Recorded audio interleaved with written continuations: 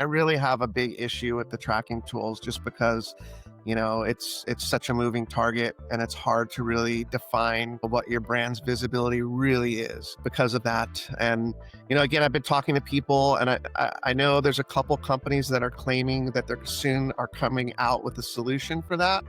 On this episode, I'm joined by Miguel Salcido, CEO and founder of Organic Media Group and a 20-plus year veteran in SEO.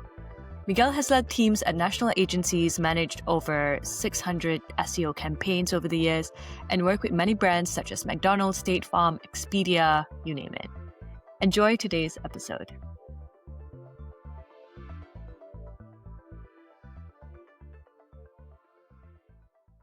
Awesome. So Miguel, you've been in the industry now, I would say for over 20 years. So you've seen SEO sort of go through all different kinds of changes.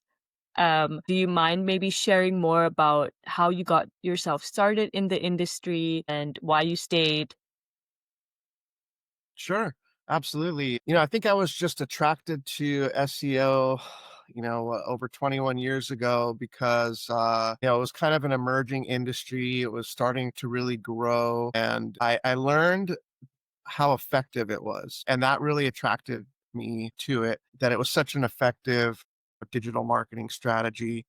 And so, I hustled my way into a pretty big SEO agency and, kind of cut my teeth there and learned a lot. And then, it's just like today, just did a lot of reading other people's stuff and blogs and following people, who knew a lot more than me at the time. And, all of a sudden one day after just absorbing as much content as I could, it just kind of made sense. It just kind of all clicked, for me. And that's, kind of when I fell in love with it. And, one of the things I really enjoy about SEO is that you constantly have to learn and evolve and test and try new things. So it never gets boring or dull. And, still today, I'm constantly demoing different tools, talking to people, trying new strategies. And so, that's just really appealed to me. So the space constantly changes, 20 years and you're not bored yet. There's always something new. Yeah, what's old is new again. So in that line, following that reply, actually, what's old is new again. How do you feel about a lot of conversations that are going on online about how SEO is dead and strategies have to sort of be different in the age of AI, in the hopes of trying to rank on LLM. So there's this new term called generative engine optimization, GEO, or like there's lots of synonyms to it as well. So please use whichever you prefer. I would love to get your thoughts on the radical shift that SEO is having in terms of its strategy in order to rank on these LLMs. How are you coping with the changes? Yeah, yeah, wow. It is a bit overwhelming. For some clients, it's a big impact. For other clients, not so much yet. Um, it's definitely amongst clients. It's a big hot button because it's just we're so inundated with it and news and media. And I have clients, they're like really studying it and listening to webinars and are really trying to self-educate and understand it, which can be good and bad because oftentimes I feel like clients' expectations of how much, AI search can contribute to their business is really overblown. And in some instances it's not, but I think for a lot of clients, it hasn't really caught up to the volume of traditional organic search quite yet. And can you maybe share like what are the differences for what clients do you think, it's really important to sort of jump on this bandwagon and start optimizing for these LLMs so that they can see the benefits versus the kind of clients that you have that, maybe it's not really necessary for them to invest as much time and effort into it because they might be overlooking still a steady channel of good organic traffic that's converting for them. Can you maybe share some of the different kinds of companies and maybe use cases? Yeah, Absolutely. Definitely, I'm seeing a big impact in B2B clients. B2B SaaS, it's pretty substantial. I mean, I'm seeing upwards of 250% growth in sessions from ChatGPT, which is still today the large majority, the biggest, LLM that's really, sending traffic for most niches. And then, what I'm seeing with B2B is that that traffic is actually converting at an extremely high rate. So it's, a substantial contributor to conversions for B2B. E-commerce, I'm not seeing too much of an impact yet, especially in sales. But attribution is difficult and messy, when it comes to AI search, because an impression that your brand gets could turn into a paid search conversion 3, 4 months down the road, right? But you would never attribute that to, the AI search. So attribution is difficult, but e-commerce not seeing as much of a big impact. Local businesses also not seeing so much of a big impact, just because for local businesses, typically the Maps pack is where you're gonna get most of your visibility. But it's starting to creep into there. Um, so whether it's a big contributor or not, I do think it's important for everyone to address it and to work towards it. It just kind of depends on if you have enough budget to allocate or incremental new budget to add, to add these new things to optimize for AI search without it affecting, what you're already doing for organic search. And how do you actually communicate this to clients? Because, like you said previously, everyone's sort of doing their own research. You can't really escape the news, right? So they're trying to get informed and jump on this wave. But for example, yeah, as you mentioned, if your client works in e-com as a local business, there's still other avenues that are more important. So how have you been trying to communicate this to your clients? Any tips that you can share to SEOs out there to sort of like, tell them that yes, there is this AI wave, but right now it might not, it's good for you to prepare for that, but you still need to focus on maybe more traditional SEO strategy that has been working for you. That's a great question. It's not easy. I'm not going to lie, especially when clients are self educating and listening to other quote unquote gurus who are saying things about AI search. Really, the best way and kind of only way to, frame it for clients is with data. So, one thing that I really like is to analyze server logs to see not just traffic that's coming from LLMs, but also the bots, how often the bots are hitting your pages and crawling your content and whatnot. So you can kind of see that activity. Showing that, helps. Uh, and then also analytics data, referral traffic data, from LLMs, is a good way to kind of show like, look, this isn't, a substantial portion of your business yet. But then that kind of leads them into thinking like, well, we're just not visible enough. And so that's where the whole tracking issues come into play, which is really a pain point for me, is all these AI search tracking tools. And it's just really difficult because, when you go to ChatGPT, you're not just typing in a 2 or 3 word keyword phrase, right? You're typing in like a sentence, and so how many people are going to type that same exact sentence in, right? And find your brand. So I think that, the all these tools that track, they're just kind of taking a stab in the dark of what long tail questions people might be asking, but even at that, like maybe one person's going to ask that, like each person's going to ask it in a different way. So are you tracking a million different phrases and sentences related around your products? No.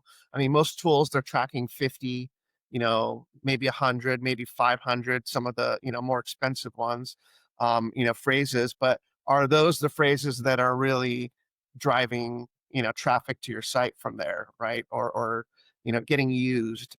in the LLMs. We just don't know. We don't have the search volume data. And then, the other thing is it's a moving target. You can ask the same question 2 days in a row or even hours apart, and you'll get different results, especially in Google's AI overviews.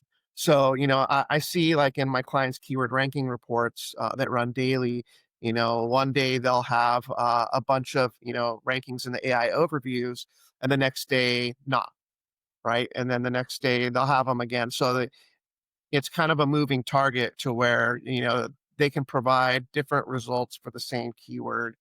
Um, so it kind of just makes it really, really difficult. I see. Yeah, I love the term that you're using, moving target, because you're sort of like just sort of running after these rankings, but not knowing what's going to stick. And also, if you get onto the AI overview for Google, because that at least gives you a bit of an understanding that you're ranking there, but you don't know how long you can basically sustain it. I kind of wanted to touch a bit about the retail, sorry, these analytic analytics tools. It sounds like you've been testing quite a few and you've not really been super blown away by their information. Do you mind sharing maybe the kind of tools you've been trying out if you're open to that, and like how you're sort of struggling to make sense of it or to get clients on board, or are you still just using keyword research because yeah, you can't really do long phrase, long sentences research on these LLMs, right? Unless these companies sort of bundle up these phrases into a topic, etc. Maybe you can talk more about the tools and how you're testing them and what you end up using. Sure. Yeah. No, I mean, I've been trying pretty much everyone I can find, getting a demo, speaking to them. Um, And, I think the biggest ones right now out there are most popular amongst brands is Profound and also Peak, Peec, .ai. That's kind of an emerging one that's I've seen kind of pop up and overtake kind of Profound as a, more popular one. Tracker AI. And I've tried also Right Sonic has some pretty decent AI tracking tools. They do the server log analysis and reporting too. Is that the server log data that you got from your clients? Was it via Right Sonic, or you sort of did that independently? I've only used Bright Sonic. I know you can use like Screaming Frog to analyze server logs and do that. And I know there's other tools that you can do it. Unfortunately for Right Sonic, I believe it's still only available for WordPress.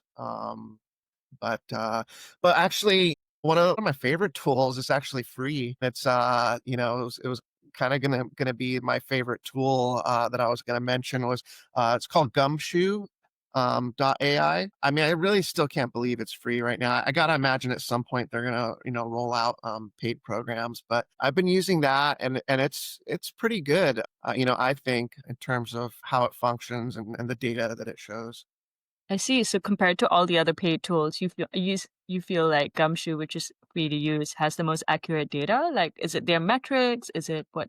I don't think any of them are accurate because of those moving target issues, really. And there's no search volume to sort of like anchor anything down, right? There's no like Yeah, so I just think, maybe I really love it because it is free, but it seems to have a lot of the functionality that a lot of the other paid tools have, So I feel like for it's a good value for what it provides, and I feel like the data it provides is definitely more than good enough, for clients. And, that goes into the whole thing of how do we track it? How do we show that it's working, that we're getting results, right? We look at analytics, we look at server logs, and look at the traffic, growth from LLMs and AI search. But how you get there is, a lot of the same SEO techniques that I've actually been already using for many years now. So that's why I've had clients that I haven't really, kind of actively quote unquote optimized for AI search, but they're just automatically getting it because I've been mining people also ask questions and adding them to their site with FAQ schema, right? Adding all the different types of schema that we could possibly add to the site, using tools like Keywords Everywhere, right? And getting a lot of different type in keywords and related keywords and things like that. And just kind of using those tools to expand the content, expand the questions and answers, and structuring their content the right way. adding summaries at the beginning and making sure it's good long form content that addresses questions and answers. So I mean, I think that you still use a lot of the same techniques for traditional SEO to get you into LLMs, but there are definitely some different new things that you can do to enhance your visibility there. Or maybe some of the new things that you've sort of added to your offering for your clients? Sure. So I think, you know, content is a big thing. There was a big fear that AI generated content was going to get you penalized, and at one point it kind of did. People were just started to use it like crazy, and Google did something, and a lot of those sites just crashed, right? But then as time went on after that, I feel like Google kind of softened their stance on it. They've kind of come out and said already, like AI generated content is fine as long as it's addressing the audience, the audience's questions, or concerns or what they're looking for, as long as it's done tastefully, and in the right way. And so I've really leaned into that, I'll be honest, and publishing at a really high velocity content, which I've always kind of hesitated to do in the past, but it's really working well. I mean, publishing almost daily new content, targeting top of funnel, middle of funnel, longer tail keywords that have some search volume that are maybe a little less competitive. So creating a lot of that kind of content and structuring it the right way is really helping. Also, from an off-page perspective, which is important, is getting links and mentions, at a lot of different sources. I've been doing Reddit, Quora, forum link building for years also already. And so that's been a part of my mix, and it's more important than ever right now. So, for clients that have the budget, that's definitely something you need to do as an ongoing effort, not just, 3 to 6 months. I think you need to just continuously strive to get mentioned in there, even if you're not linked, even just a mention. And then there's, a whole nother strategy of, creating content on third-party sites. So whether it's like guest posting or just utilizing LinkedIn, utilizing the company's LinkedIn profile to create posts on LinkedIn that mention your brand and talk about your brand is important. What a lot of people are doing are creating comparison or like listicle type content where they'll rank their brand at the top and they'll list out their competitors too, but they'll put out a bunch of those on high traffic, guest post sites or Medium or LinkedIn profile, and kind of putting that content out there for the LLMs to kind of find and index, and it works really well. It works pretty quickly too. You'll start to see your brand mentioned as a top brand amongst your competitors in Chat GPT, for instance, if you do enough of that over time. Wow, so the strategy is very much every avenue that you can to speak about your brand, use that to your advantage. And you've mentioned Reddit, Quora, and also I would say LinkedIn, which I think has been having like a resurgence in terms of like actually no, even a change of its purpose, right? I see a lot more content on LinkedIn, a lot more branded viral content and written content by thought leaders in different industries.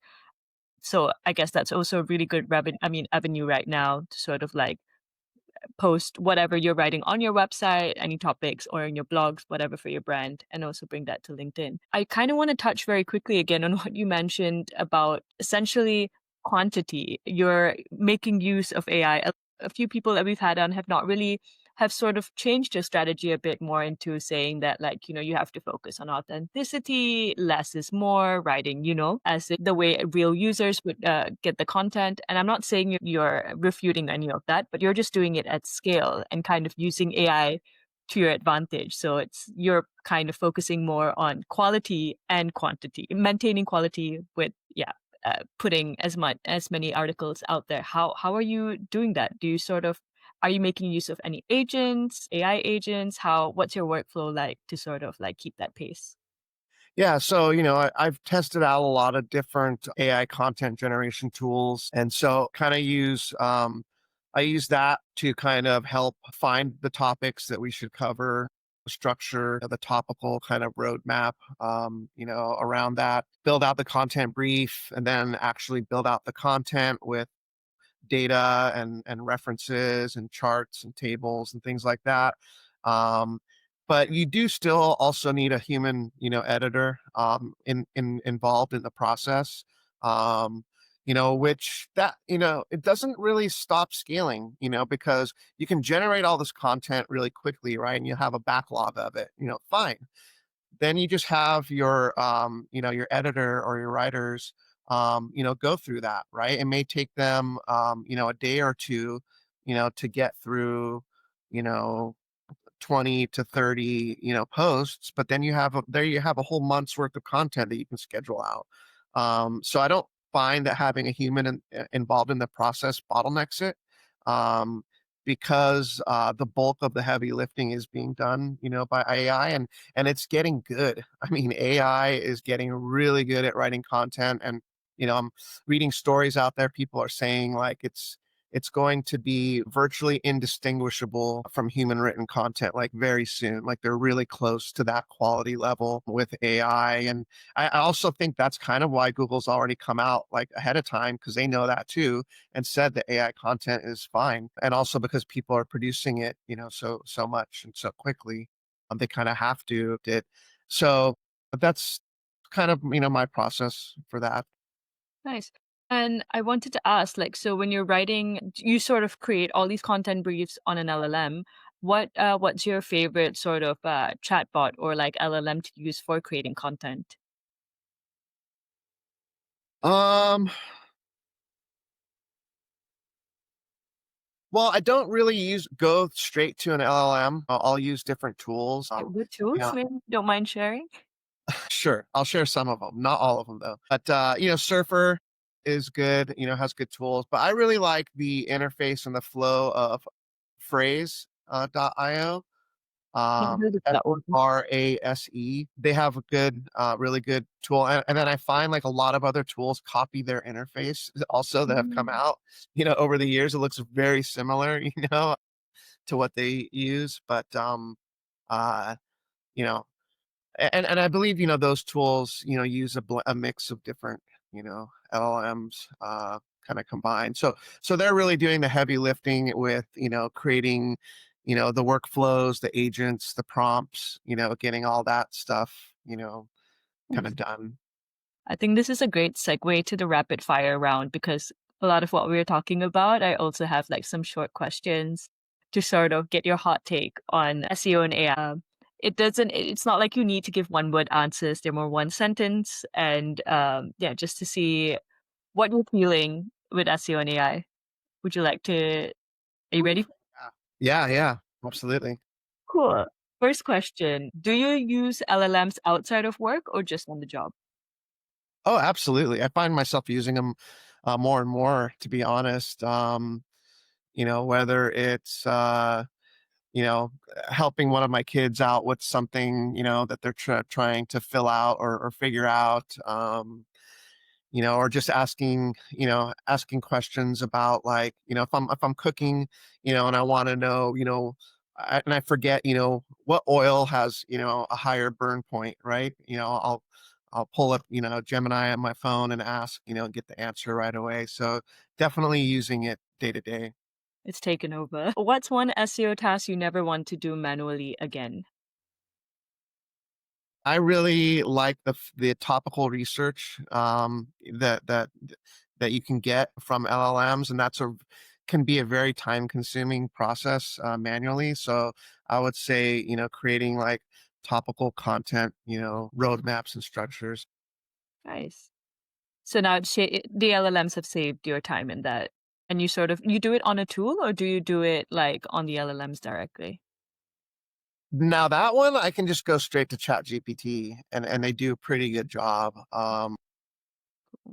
Most overhyped SEO trend in the AI era. Huh. I guess I gotta say tracking. I mean, I really have a big issue with the tracking tools just because It's such a moving target, and it's hard to really define what your brand's visibility really is because of that. And again, I've been talking to people, and I know there's a couple companies that are claiming that they're soon are coming out with a solution for that somehow. I know Peak. I just spoke to the guy a week or two ago, and they said they're a couple weeks away from coming out with something that's gonna be, a lot more robust and overcome some of those issues. And I know Steve Toth from SEO Notebook has also says he's coming out with something soon. So I would say right now, I kind of think the tracking stuff is a little too hyped, maybe. Much of a black box, right? I see. And when you think they're coming out with options, are you also sort of thinking because you have this like wide experience of being in this industry for 26 years and you're still constantly testing new tools. You you yourself, I'm assuming, are trying to figure out how you can actually track these things and you you can't really guess how these guys are doing it either, like because there's nothing you can sort of weight it to, right? Like Yeah, yeah. I mean, I'm definitely the eternal skepticism kind of train. I am actually impressed with quite a few solutions that I've come across lately too. So yeah, there's definitely hope that we figure it out, or maybe hope that at some point we get visibility on more data, from the LLMs or from Google. At some point, fingers crossed, they provide. I feel like when they find out how to roll out ads on these platforms, that's when we're gonna get the data. Yeah, that's a good point. I mean, right now, really the best thing to do is use rejects to filter Search Console, keyword phrases that look like they could be from LLMs. So it's tough. Next question. Most oh, sorry. One AI feature or product you wish existed. That's a tough one because people are using AI for everything. I mean, it's really overwhelming, trying to stay on top of all the new tools and the agents. People are stacking agents on agents and building these huge complex, workflows and it just seems like daily, they're coming out with new stuff. I think that AI is they're starting to really figure out how to utilize AI for link building. And so I think that's kind of an emerging use for AI that's not quite proliferated yet or been figured out yet. But I know of a couple tools that are claimed to be figuring that out. Have you tested any of these link building AI tools? I haven't tested them out yet. I've received demos and spoken to the people, but haven't, launched into it yet. I mean, I do a lot of link building already, so I've been heavily involved in link building from the get go, just because I realized a long time ago how effective it was, and that it was really, the thing that drives the results the most over the years. And so I started out in big agencies, managing our link building vendors because most agencies outsource link building. Maybe 1% of the agencies actually have link building teams in-house. Just always something that's been, one of those things they outsource. It's really difficult for a lot of agencies to develop those competencies in-house and to be big enough to afford to manage and maintain, a team. So, I started out managing a lot of vendors and figuring it out. And then I started to kind of bring it in-house. And then I did a work in-house, for a company before I went full-time with my own agency and managed the team and managed the process and figured all that out. And so whenever it first started out, I did a lot of link building for other agencies because I had relationships with a lot of people in different agencies, and I had the competency to know how to do it. So The link building guy. You yeah, you like I said, we're using content in different ways to get brand mentions. Now it's not just about getting links to your target pages. Using different anchor text. Now it's more about positioning your brand with the content. so more PR, right? Like don't more online PR of Yeah. getting mentions. And actually a diversion from the rapid fire round because this is a bit more interesting. What are your tactics now for sort of yeah, these PR mentions, these brand mentions? Are you still doing sort of cold outreach for your link building? Do you have a certain tool that you're using? What's sort of your workflow for link building uh, for mentions? Yeah. Yeah, I mean, there's a lot of great tools for, PR. I mean, getting expert quotes is kind of the big online PR, initiative that most people engage in. So there's a lot of platforms like Quoted, Featured, um, PressPulse.ai. Great guy that runs that company too, by the way. I believe it's Elvis. And so, I use a combination of those tools. To kind of get authors, request, expert quotes, and that's one way, of doing it. And then I think just through some traditional, guest posting also, you can take some of the higher traffic, higher authority sites that may not be household names, but that have significant authority. And actually, I seeing in referral traffic, from those sites, measurable traffic, from some of those, and using that as well.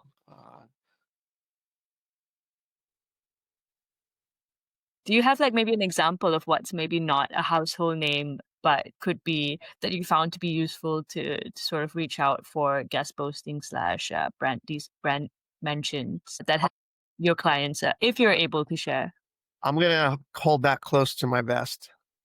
You don't want to share that, but the tip is, guys, to go out there and try a bunch of different sites and see. Yeah, I mean, even if it's just like on free sites like Medium or your LinkedIn profile, those work great for mentions. And like I said, Reddit, Quora, and just other relevant forums, general forums are great, especially if you see for your keyword. It's really important to look at the SERP, for your keywords that are most relevant to you, and see how it's structured. Right? Is there an AI overview? There's of course going to be people also ask, but is there a reviews and forums feature? And so if there is, you'll want to put a little more effort into a Reddit or different forums and stuff. So I think really, that's been important for a long time now, that maybe not everyone does, is to look at what the search results look like, right? Does your brand belong there? Or is it just mostly aggregation of review sites, right? Like third party review sites, or are there some of your competitors there, right? So do you belong there? Does Google think you belong there? What kind of features are involved in the page? And you kind of structure your strategy around that. Cool. Sound advice. Next question, because I'm still not done yet. Just two more, actually, three more questions. Favorite tool you didn't expect to love? Because I feel like you have a very dense knowledge on all the different tools out there. So I'm really curious if you can narrow it down to like one tool recently that you have that yeah, you absolutely love. I've already mentioned it, and I'm going to say again, Gumshoe. .ai. I spend a lot of time on LinkedIn now, just looking through my feed, probably too much time. But I think I saw somebody mention it somewhere, on there, and I just started looking into it, right? Because I'm always testing out new tools, and started just playing around with it. And like I said, I'm like, wow, this is kind of a little hidden gem of a tool. So I'm going to say that one. Nice. I've never heard of it until today. And I'm so glad that it's also free because a lot of these analytics tools, like these AI analytics tools, are super expensive. Yeah, it's just like, the barrier entry is kind of high. And it's a nice way, I guess, a more accessible way for people to start testing out these sort of tools. And Yeah, I mean, you can get like lower tiered, programs on some of them, but then when you do that, you're only tracking like 20 keywords, right, or something like that. But I mean, even if you just want to test it out, and I think even Profound, I think they're at like 500, a month or so for what they provide, is still a decent value. But again, not everyone can afford that, that budget. So. yeah. So this is a good option and your favorite currently. AI agents, overkill or overdue? Probably overdue. Um, you know, I don't know. I don't think they're, it's overwhelming, right? I mean, you go to LinkedIn, someone did a post yesterday that I just fell in love with, because that's exactly how I feel. AI anxiety, right? James Worth, from Citation Labs, it's a great company. Um, posted about how it's just overwhelming. You go to your LinkedIn feed, and like 80 to 90% of the post is something about AI search, right? Um, And it's just oh, and then I subscribe to a few newsletters to try and kind of stay on top of the industry and what's going on. And it's just they're daily. I mean, daily they come out with these massive newsletters with tons of new news on what's transpired today. It's just like on a daily basis, it's just exponentially changing and growing. And it is overwhelming. Like it's it's I think AI anxiety is the word he used. And I feel that way. It's just I don't feel like I can keep up with all the tools that are coming out. Like I said, I always try to, test everything out. And, sometimes I just have to say, resolve myself to the fact that I can't keep up with all of them, and so then, you try to, sort through and pick the best ones, but it's overwhelming. Yeah, every time I go on LinkedIn as well, I'm just seeing it's a wealth of knowledge, of course, but also I feel like there's everyone's sort of running their own experiments, right? Trying to change the algorithm and figure out how things are working, how they can sort of have an upper hand. I feel like there have been hot takes of like, hacks like that can help, like the kind of content you should now start writing, or like there are just so many little things to follow, and yeah, it can get super overwhelming for anyone in the SEO and I think broader digital marketing space. And what advice do you then have to sort of keep your sanity and do your work without sort of like getting overwhelmed by all the news out there? Because, like you said, it is like, yeah, AI anxiety. And even for you who's been in the industry for so long, you're feeling this overwhelming, yeah, this overwhelming feeling of information overload. How do you sort of keep calm and carry on with your Carry work, on. if You any? know, I think you just need to take a breath sometimes and take a step back. I don't read the newsletters every day. Sometimes I just delete them. I'm like, that's too much, right? Like I'm done for today. I think maybe also just trying to be selective about who you follow and picking, people who are more knowledgeable or more experienced. I think Steve Toth is a great, super knowledgeable. Lily Ray, Rand Fishkin, still, some of the, even though he's not really particularly SEO, they have a lot of good things to say and are pretty level headed about all of it and not as hype machine about it. So, I think picking and choosing, who you follow and what they say, is kind of a good way to kind of keep your sanity. And then, sometimes again, you just have to stop. You just have to cut it off. I have to close my LinkedIn feed and get back to work, right? And stop, and getting sucked into the conversations, the content, the studying. Go back to the real work as well, Yeah. not the sort of like consuming, because then you're in an endless cycle. But that's really great advice. I have one last question, and it's, can you describe SEO, the future of SEO in one word? Dynamic. I think it's going to be a lot more than it used to be. And that's only because you need to kind of spread your visibility across multiple channels now, right? Third party sites, getting mentions, getting online PR, content syndication, things like that. It's using tools to find where your audience exists, online. If your product is targeted more towards like developers, ChatGPT is not going to probably be your main target, right? Developers are using different LLMs than, the rest of the world. Different social media platforms are used by different niches and, different areas. So, finding out where your target audience is at and then making sure you get visibility there, which is, that's a big change from just focusing on Google. Yeah, that's a really good one. It's actually sort of going back to like marketing one-on-one, right? One-on-one, like where knowing where your audience lives, like, cause not everyone's going to be on Google anymore as your main search. I have a big worry and concern because right now, definitely LLMs favor big brands, right? And then also small to medium sized businesses don't have the budget to utilize some of the tracking tools, dedicate the budget towards activities, targeting AI search. So I worry that we're going to get to a world where we're gonna be using AI search, more often and relying on it more often, and it's gonna really just has way too much weight towards a smaller cluster of big brands, and you're gonna lose some thought leadership that you may have seen before from a smaller brand who just doesn't have the know-how or budget or experience to get visibility, in these platforms. And That's a concern. That's kind of where I see it going right now. If you're a big brand, it's easy to grow your AI search traffic, right? If you're not a big brand, it takes a little more, heavy lifting, a little more work, which has kind of always been the case, in terms of link building and Google. But now it's just it's getting, a lot more. Yeah. The fact that you have to have a more extensive strategy and start thinking into your brand PR, your brand mentions across all platforms, that quickly adds up cost-wise. So yeah, that's a shame that the industry is somehow leading that way.